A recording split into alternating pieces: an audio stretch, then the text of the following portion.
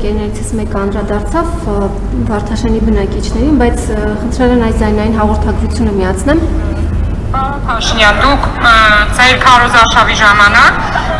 մենք լսել ենք ժողովրդին խոսքեր տվել դրսում, որ վթարային շենքի ապրողը 20 քառակուսի ունեցողին պետք է տա 40 քառակուսի, որ մարդը բարեկեցիկ ապրի։ Բա ուր է ձեր ասած խոստումը, որ արդեն կառավարությունը ամսի 6-ին որոշում է կայացրել օգոստոսին, որ վթարային շենքի ժողովրդին 7-8 միլիոնը պետք է հանեն։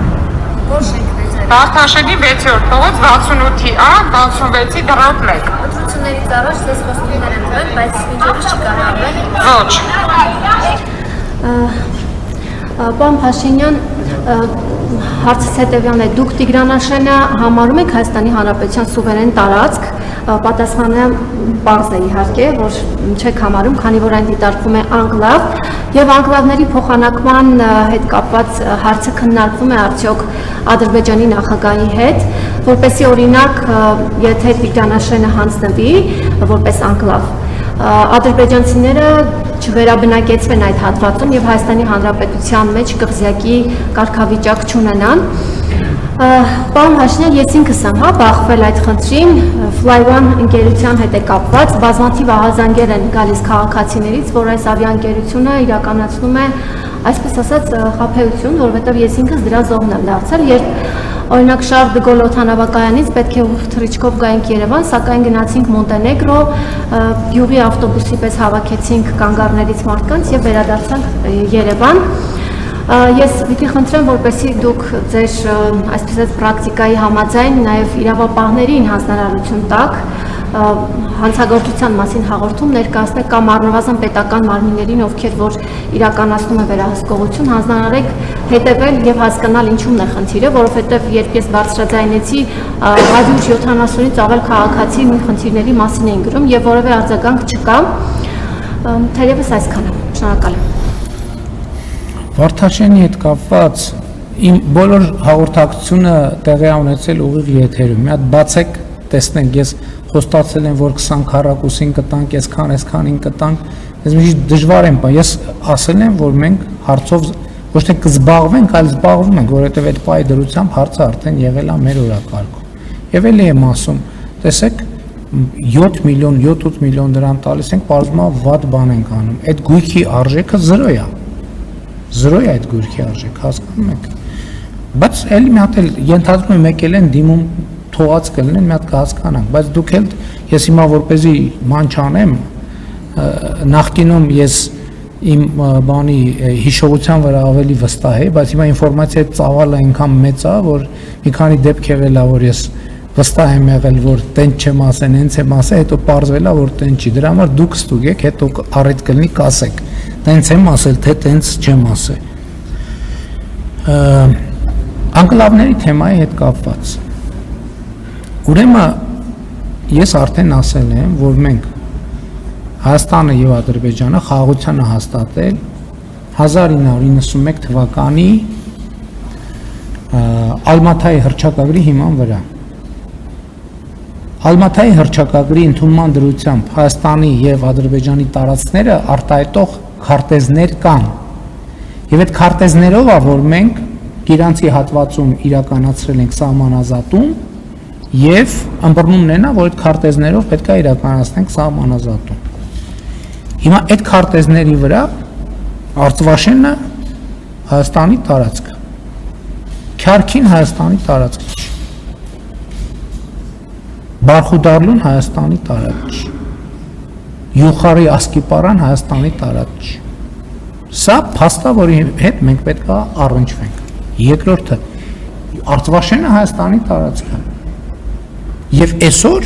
տարածքներ կան, որ փոխադարձաբար այդ քարտեզներում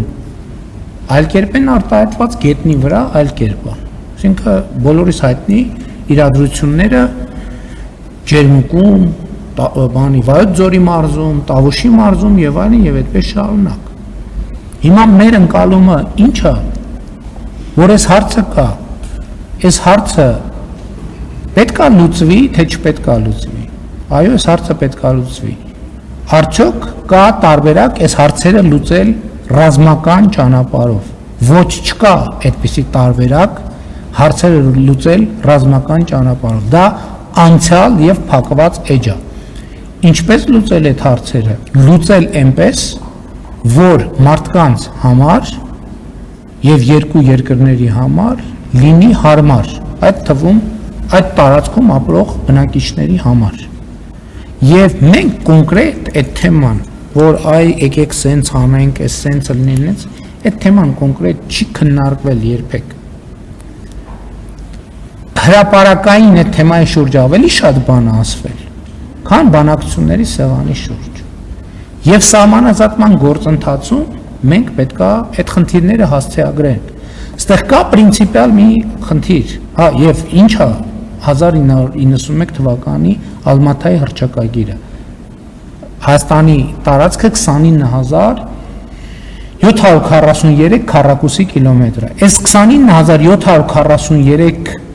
քառակուսի կիլոմետրի մեջ Արցվաշենը կա, ներառված է բնականաբար որպես մեր էքսկլավ։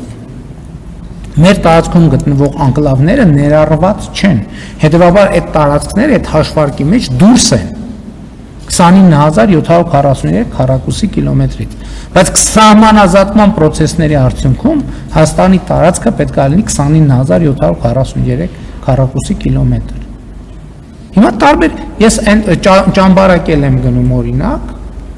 եւ ճամբարակում կամ նույնիսկ Երևանում հանդիպում եմ արցվաշենցիների։ Նրանց մի մասը ասում են, որ գիտեք ինչ, մեր գյուղը թող վերադառնա, մենք գնանք մեր գյուղում ապրենք։ Մյուս մասը ասում են, դե ճամբարակում արդեն տնավորվել, տեղավորվել ենք։ Թող համապատասխան բանը լինի,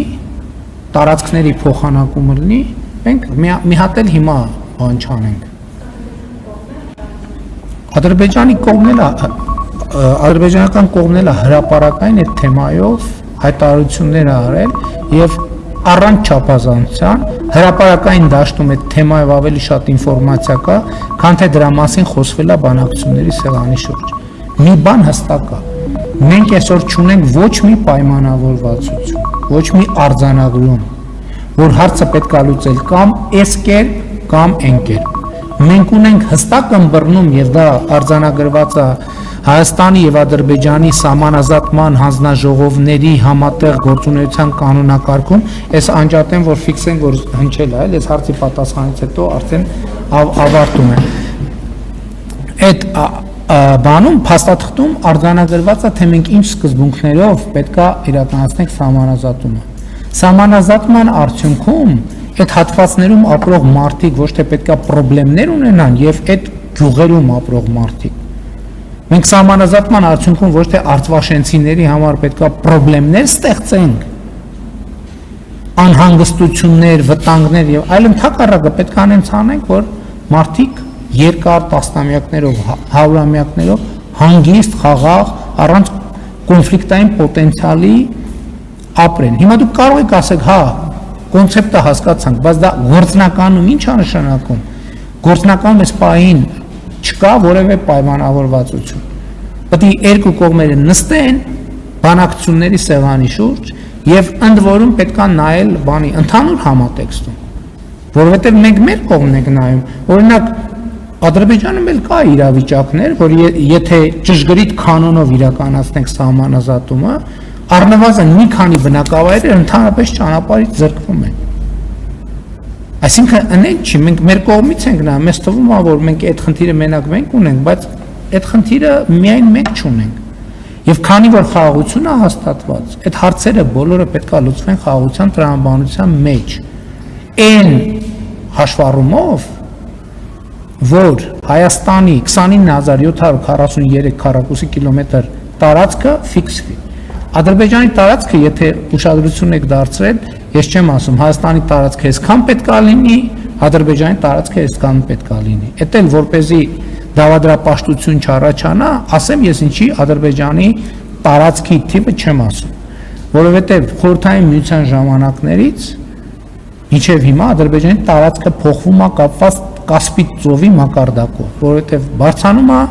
Ադրբեջանի տարածքը քչանում է, իջնում է Ադրբեջանի տարածքը շատանում է։ Դրա համար ես 1-2 անգամ օգտագործել եմ, հետո հասկացել եմ, որ դա բան է, ճիշտ մեթոդաբանություն չի, որովհետև կարա այդ թվերի տարբերությունից մի անգամ այսքան ասեմ, մի անգամ այնքան ասեմ, կարա ինչ մեկնաբանության դաշտ ասես բացվի։ Դրա համար մանավանդ որ դրա համար ես ֆիքսում եմ Հայաստանի Հանրապետության միջազգայինորեն ճանաչված տարածքը։ Ոնց էլ անենք սա հանրազատումը։ Հայաստանի տարածքը պետքա լինելու է եւ E 29743 քառակուսի կիլոմետր։ Շնորհակալ եմ։